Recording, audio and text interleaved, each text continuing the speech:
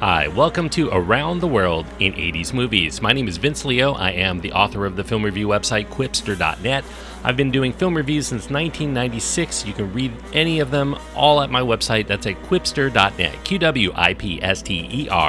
Quipster.net. While you're there, I do encourage you to check out the link to my other podcast. It is called the Quipster Film Review Podcast, where I look at brand new movies or recent movies that are out in theaters, VOD, new to streaming services. You can check that out at my website, Quipster.net. Today I'm going to be getting into the third of a three-part series looking at films of the 1980s in which the main protagonist can communicate with animals. They're adventure films, one and all. A little bit of fantasy elements, at least to the first two, but this one plays it a little more straight than the other two. In fact, it's more of a drama in a lot of respects, but there is a lot of action and adventure in it. It's from 1984 and it's called Greystoke. Also, it was released in its full title, Greystoke, The Legend of Tarzan, Lord of the Apes. It is a PG-rated film. It does have nudity, disturbing images, and violence. This is the kind of movie that would definitely be PG-13, maybe even an R rating today. The runtime is 2 hours and 15 minutes. Christopher Lambert is the main star. Ralph Richardson, Ian Holm, Andy McDowell, and James Fox fill out some of the supporting roles. Hugh Hudson is the director. The screenplay credited to P.H. Vazick and Michael Austin. P.H. Vazick, by the way, that's a pseudonym. Robert Towne is the actual screenwriter there, for reasons I will get into in the course of this review.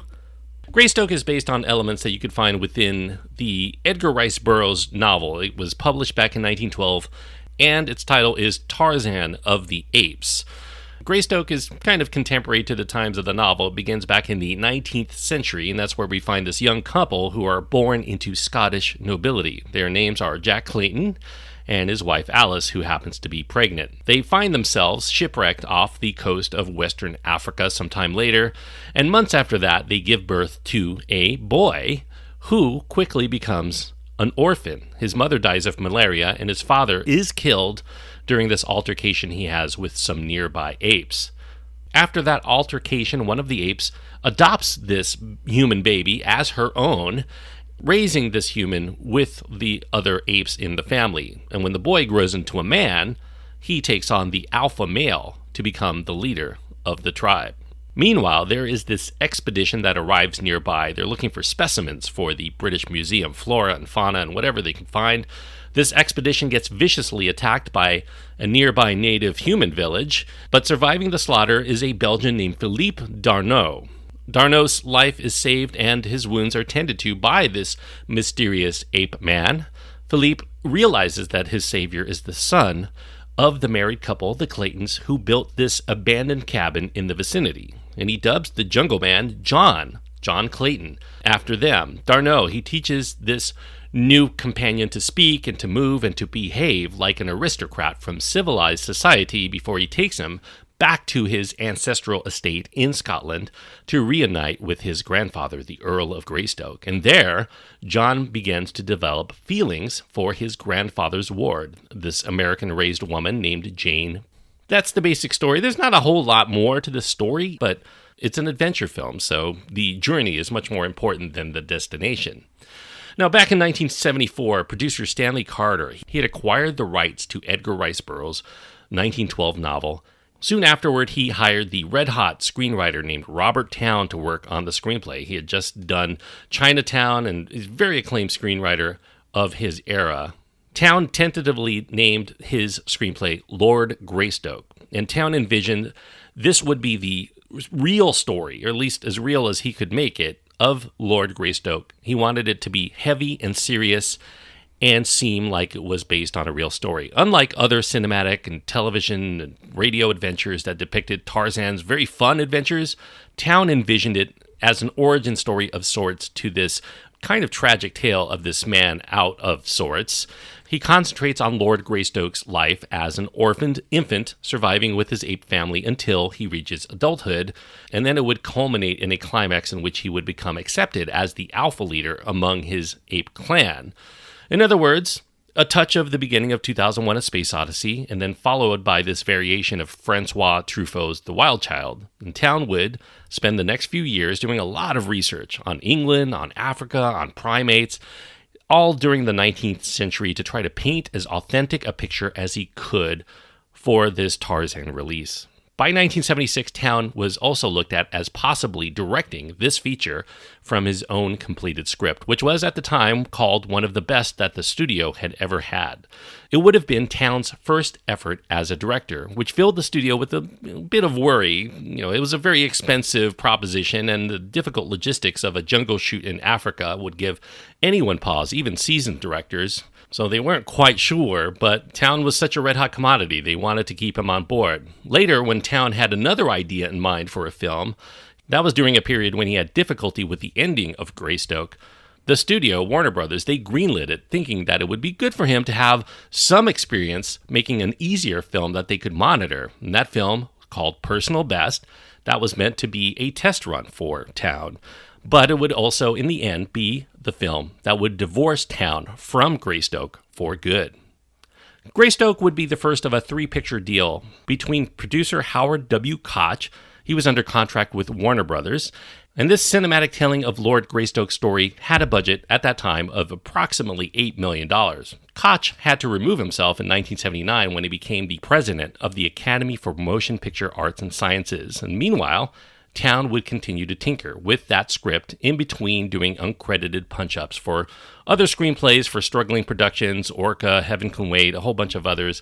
In 1981, another movie about Tarzan was set to be released by MGM. It was called Tarzan the Ape-Man. The Burroughs estate sued the makers of Tarzan the Ape-Man in court. They wanted the licensing issue because they did not have the rights to this, or so they thought. They claimed that they could remake their own film that they did back in the 30s. But there was some question as to whether that still held today for the copyright law that came out in the 70s. They wanted to strike a deal here for what they felt would be the definitive take on the Tarzan legend with this new Warner Brothers production. Also in 1981, Robert Towne would lose the director's chair for Greystoke. He encountered difficulties completing his actual directorial debut, Personal Best. Towne found himself in a legal battle bitterly with executive producer David Geffen and Warner Brothers over the alleged violations of his contract on the Personal Best production. Warner Brothers had already spent $6 million and counting for Greystoke, and they still did not have any film to show for their patience. In order to resume production on Personal Best and to save his professional reputation, Robert Towne signed over the rights to that Greystoke script that he had been so enamored with to Warner Brothers. Their 7-year option with the Burroughs estate for the rights were about to expire, and they needed to get this film underway. They were not willing to wait for Towne to get his act together with Personal Best. Now, Towne hoped that Personal Best, when it was finally released, that it would succeed and he would be asked to resume the duties back on Greystoke. But unfortunately for Towne, it was a financial failure.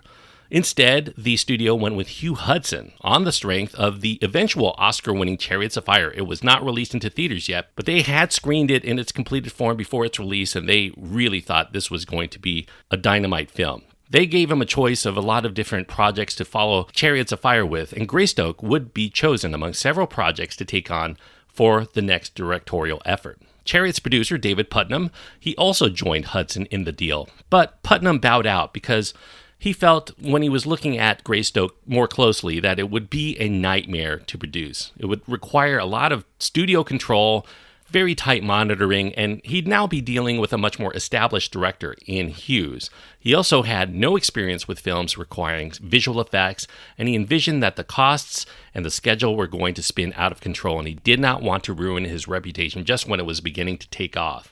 Hudson felt betrayed by Putnam leaving, but he was determined to make the best of this opportunity and become a big-name director. After he couldn't find any other producers that he wanted to work with that were available, Hudson would produce Greystoke in addition to directing it, which he found very stressful, often exhilarating though. Hudson visited with Robert Towne, just to be polite. Hudson knew that he was tasked with delivering Towne's favorite project to completion without his further input. Towne was courteous to Hudson, but he was not interested in offering any additional advice. It was just too bitter a pill to swallow. In 1982, Towne would file another lawsuit against the same targets for allegedly having his rights deprived of making Greystoke. He claimed that David Geffen had coerced him into signing the story rights away. This longtime pet project, Town described the feeling of guilt and shame akin to being raped by having it taken away from him. He wanted $110 million in damages and for Warner Brothers to lose the rights to distribute Personal Best and Greystoke, and in the deal that he had made with them to continue directing Personal Best, they had first look rights to his other screenplay, Tequila Sunrise. Geffen dismissed all of this as nonsense, and the battle in court would begin and kind of end for Town without much to say. The Town script that Hudson was working with stood, at the time, 240 pages long, and it was still missing the third act. Town, in his mind, he knew the ending that he wanted, but he could never quite get it into writing. Something about Tarzan getting a childhood disease that he was not immune to and having to return back to his jungle home. Even incomplete, it would have run 4 hours long in its current state. It needed editing down to at least half its length, including putting in a proper ending. Quite an ordeal for the screenwriters who were going to be taking this on. Over the next 9 months, Hugh Hudson and Michael Austen, the new screenwriter, reduced the jungle portion of Town's script, and they fleshed out John's assimilation into civilized society. Hudson strove for realism in what is, really a fantastical story. He would spin his yarn as if it was something that could have occurred in history. And to increase the feasibility of the character actions, Hudson brought in many experts on psychology, on sociology, on primatology. It was very heavily researched to try to make this as plausible and as realistic as possible. The film underwent another title change at that time to Greystoke, the creation of Tarzan, and his epic adventures. Another mouthful, but after contemplating another improbable title, Greystoke, the 7th Earl, Lord John Clayton, Tarzan of the Apes, it would officially, finally, in the end, be dubbed Greystoke, the Legend of Tarzan, Lord of the Apes, because they wanted to get the word Tarzan in there so that people would understand what this was about. Tarzan is not mentioned as a character or as a name at all within the course of the movie. John Alcott, I just talked about him in the previous episode for The Beastmaster. He took over for the originally slated cinematographer David Watkin. Watkin worked with Hudson on Chariots of Fire, but as the shoot drew closer, he revealed that he was not going to shoot in Africa because he had heard there were numerous spiders and deadly spiders there, and he was a lifelong arachnophobe. He did actually shoot some of this film without credit. Some of the jungle set scenes that were done at Elstree Studios, he did as a favor when John Alcott became unavailable for a time. And kind of ironically, Watkin actually received an Academy Award for Best Cinematography the next year for Out of Africa. He did go to the continent and shoot that there. Spiders or not. Now, when the script began to deviate significantly from his original treatment, Robert Town used the pseudonym of P.H. Vazik, the name of his recently deceased Hungarian sheepdog. He did not want any credit from what resulted from his longtime passion project, seeing how much it was being taken away from him and altered. Town felt devastated at losing what he felt was going to be his greatest picture, a philosophical and ethical treatise on precious life being systematically devoured by civilization. Town never would see the finished film. He screened a few minutes before he began to cry, and he could watch no more. Julian Sands, he was cast in the main role of Lord Greystoke, but delays to the production caused him to eventually move on. In 1982, there would be another up-and-coming actor to take the role. New York-born, Swiss-Frenchman Christopher Lambert, he took the title role. Lambert was recently fired from an acting conservatory in Paris, but within 3 months, he was hired for Greystoke. Reportedly, during his audition, Hudson merely just stared at him for a whole half hour. Hudson had been looking for a dancer who might fill the role, somebody very athletic, but he really couldn't find anyone who was the right fit. He gave other actors a look. Viggo Mortensen famously was one of them, but Lambert's intense and mysterious look gave him the edge to get the role. Unlike prior Tarzans, Lambert was not a muscle man. He was not an Olympics champion at all. Hughes did not want an unnatural physique to be playing Tarzan. He figured the jungle is a fast-moving, dangerous place, and a really muscular guy could not run or swing through the trees with cat-like reflexes that he needed. He could be strong, but he needed to be very agile as well. After accepting the role Lambert, he encountered a major issue that nearly cost him the job altogether.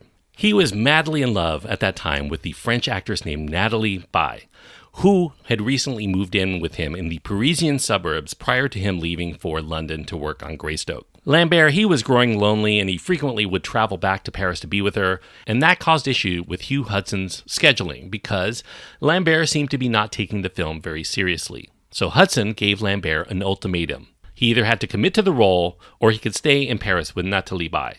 He knew he was going to choose his sweetheart above this film, and so he headed back home to be with her. However, upon arrival home, he found that the new love in his life was gone.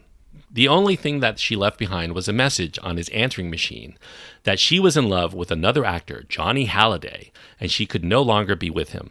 He was devastated, so much so that he would put himself full bore into this role in Greystoke to overcome his heartbreak. In preparation for the bulk of the film, Lambert worked extensively with the chimpanzees, and he witnessed how they would react instinctively to things instead of thinking them out. So he was going to act instinctively instead of contemplating what he was going to do. Hudson tried to work with real apes to surround Lambert with, but he determined that it was just never going to work out. Instead of putting children in ape suits, Hudson wanted little people, no taller than 5'3", dancers and athletes and mimes, people who could accurately mimic apes. There were about a half dozen real chimps and a dozen humans in chimp suits in the mix. Carlo Rambaldi, he was assigned in the late 1970s to make ape suits, but he left after delays. They brought in makeup expert Rick Baker. Sometime later, he would deliver stunningly realistic primate suits made by 80 craftspeople at a London factory, and it cost about $7 million just for the suits alone. Extended arms were used to capture the lengthy reach of primates, and at the end of these arms there were mechanized hands that could perform a variety of realistic movements and gestures. The heads, including the mouths and the eyes and the ears, they were also mechanized to give realistic expressions to these apes. Along with all of this, there were primatology experts who would give the actors their behavioral cues, including constructing this intricate hierarchy among all of these ape characters that they would perform by. Peter Elliott, he was somebody who came in to audition to be one of the apes.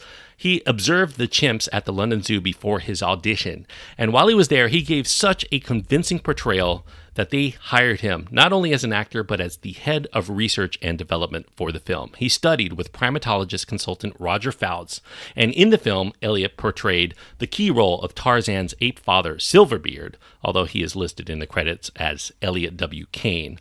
Greystoke would start for Elliott a long and distinguished career acting and choreographing primate roles in such films as Gorillas in the Mist, Harry and the Hendersons, and Congo. Now for Jane, Hudson pursued American fashion model Andie MacDowell after seeing her on a magazine cover. Hudson had hired MacDowell primarily because she resembled Isabelle Adjani, who he had originally slotted for the role. Warner Brothers had nixed the idea of Adjani because they did not want two French lead actors for their big film. Jane represented MacDowell's first professional acting role. Hudson liked MacDowell because she was photogenic and she exuded certain traits that Jane would have: shyness, vulnerability, and innocence. However, Hudson felt that her South Carolina accent did not fit with the role of Jane, and her delivery, being a novice actress, was unconvincing. So, Glenn Close, she was somebody who had screen tested for the Jane role, but she was considered too old to pair with Lambert. She had heard about their difficulties, and she volunteered to dub her voice over MacDowell's, and Hudson found that acceptable. MacDowell found the dubbing by Glenn Close shocking and heartbreaking. So Hudson, to appease her, he put her voice in the movie. She had to dub the sounds of Alice Clayton giving birth. MacDowell credits kind words by critic Pauline Kael for saving her self-esteem in the end. She began taking acting lessons to make sure that this was not going to happen again for any role that she had taken henceforth.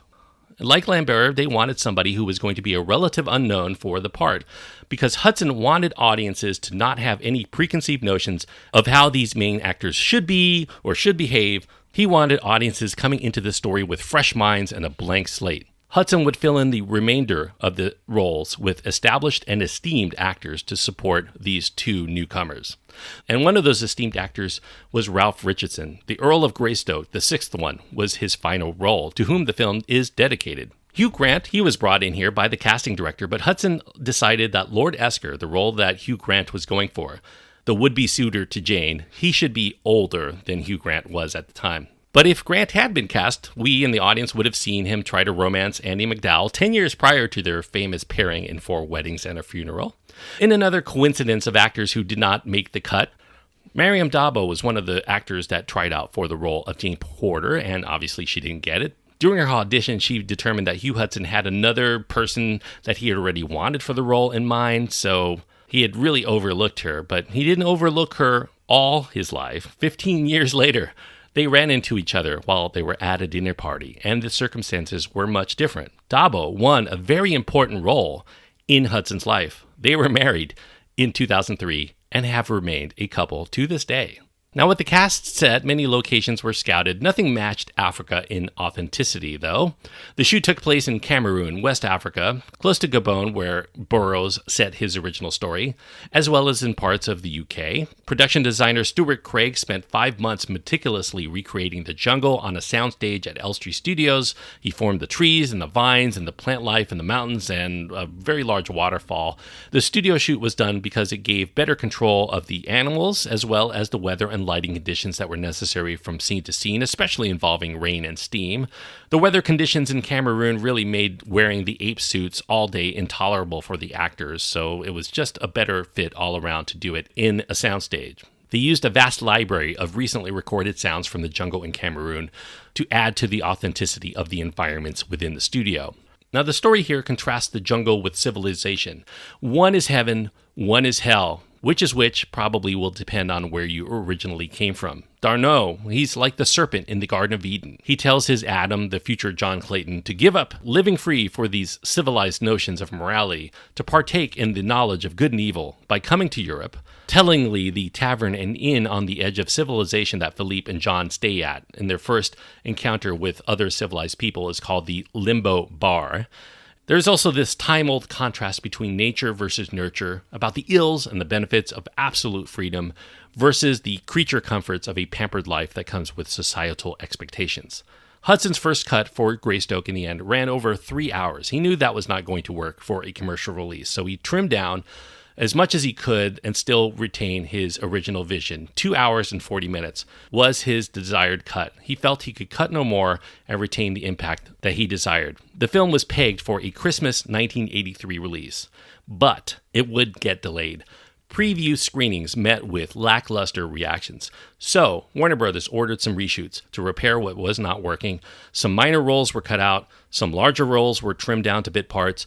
Warner cut out about 25 minutes of the jungle scenes, specifically targeting violent content. They thought they were going to get an R rating. They wanted to secure a PG rating if they could, so it was trimmed quite a bit down. Vangelis, he was the composer who worked with Hugh Hudson on the Chariots of Fire score, really to smashing success. He actually came in to do the score for Greystoke, but he suffered creator's block. He could not produce for whatever reason. John Scott came in at the last minute to compose the music on a very abbreviated schedule, and he did quite a wonderful job given there was very little time to do it. Despite its bleak subject matter, Greystoke would still go on to make its money back at the box office, even at $30 to $40 million. It lingered in the top 10 for 2 whole months, and it garnered a total of $45 million in the United States, and it did even better overseas, especially in Great Britain. It would also earn 3 Academy Award nominations, one for the late Ralph Richardson for his Best Supporting Role, Rick Baker and Paul Englund for Best Hair and Makeup, and Michael Austen and P.H. Vazek for Best Adapted Screenplay. Yes, Robert Towne continued to let his dog take credit, even when it was nominated for an Academy Award. I would say as a film, Greystoke's best and most enduring scenes occur in the jungle set first half. That was mostly Robert Towne's contribution, so kudos to Robert Towne. Even though it was altered by Hudson and Austen to a certain extent and then butchered by the studio, those scenes are still very compelling. The Michael Austen scripted scenes in Britain, they have a share of compelling moments, but the pace during those scenes drags more, and it lacks a consistent dramatic tension. They are not what really sells this film. When John is brought to Scotland, the film does begin to experience a few prolonged lulls. The film is peppered with powerful and enduring moments, but the film as a whole, if you take it in its entirety, is on the uneven side. The attempt to deliver a grounded take here is very refreshing. It does play for today's audiences because we're in this superhero era. It really does play like a superhero origin story that did not receive a proper franchise of follow-up efforts, even though they intended that it could. It is a beautifully crafted production. Despite its very generous PG rating, I would say caution younger kids away from this film. It does contain not only a lot of nudity, but there's a lot of brutality in this film, especially toward the apes and some of the young actors here. Hudson here really was delivering a film aimed more at adults than children, even though the studio wanted to get an all-ages experience out of it. The scenes of ape deaths alone are not going to make for a fun family evening. You might have to console your crying children to continue to watch this movie that does not get any less bleak toward the end. But if you have kids who are inured to this kind of thing, I do think this is a very respectable movie, very worthwhile for all of the things that it does well. Perhaps Town might have delivered his masterpiece out of this, but he could have just as easily botched it. We don't know what would have happened, but I do think that what we get here is still gritty and substantial and thought-provoking enough to deliver a 3-star movie out of 4. 3 stars on my scale means that I do think that this is a worthwhile film if you like this kind of movie. Probably the best Tarzan movie that I have seen, even though there are many, many Tarzan films. A lot of them were kind of B movies, but this definitely is a step in a very respectable direction, and I do think that Greystoke does deliver the goods necessary, enough to get 3 stars out of 4. For many years after Greystoke, there was talk about doing a follow-up. So this would have been kind of an origin story to a superhero franchise done in an era before that was very commonplace. Stanley Kantor, one of the producers for Greystoke, he was continuously trying to do a follow-up. None of the original cast and crew seemed interested. Lambert, he read one of the scripts that Kantor had given him, and he thought that it was absolutely terrible and not at all what a sequel should be, so he passed on doing it. But Kantor actually did get another Tarzan film released, not an official sequel to Greystoke. It just happened to be a standalone film. Casper Van Dien would take the part, and it would result in the 1998 film called Tarzan and the Lost City, considered by many to be a pretty bad attempt at a Tarzan film. Lambert was right about that script in the end. That's it for Greystoke. If you have your own thoughts on Greystoke, if you've seen this and you like this movie, or maybe you have your problems with it and you want to impart your opinion to me, you can find my contact information at my website. That's at quipster.net, QWIPSTER.net. You can find links to my Twitter feed, my Facebook page, my Instagram, just my email address. Any of those are adequate to get in touch with me. I think email address is probably the simplest and most direct. I answer a lot of emails there, so if I don't answer you right away, please be patient. I will get to them eventually. And for next week, I'm going to kind of continue on with the film that I mentioned during the body of this review. Another film featuring Tarzan from the 1980s, from 1981, Bo Derek, starring in Tarzan the Ape-Man. Boy, I have a lot to say about that film. Not a lot of great things, by the way, but I definitely have a lot to say. And you should check that out before I get to next week's review. Tarzan the Ape-Man. It's an R-rated film. Don't watch it with your kids, by the way. There's a lot of sex and nudity in that one. Until next time, thank you so much for listening and joining me on this trip around the world in 80s movies.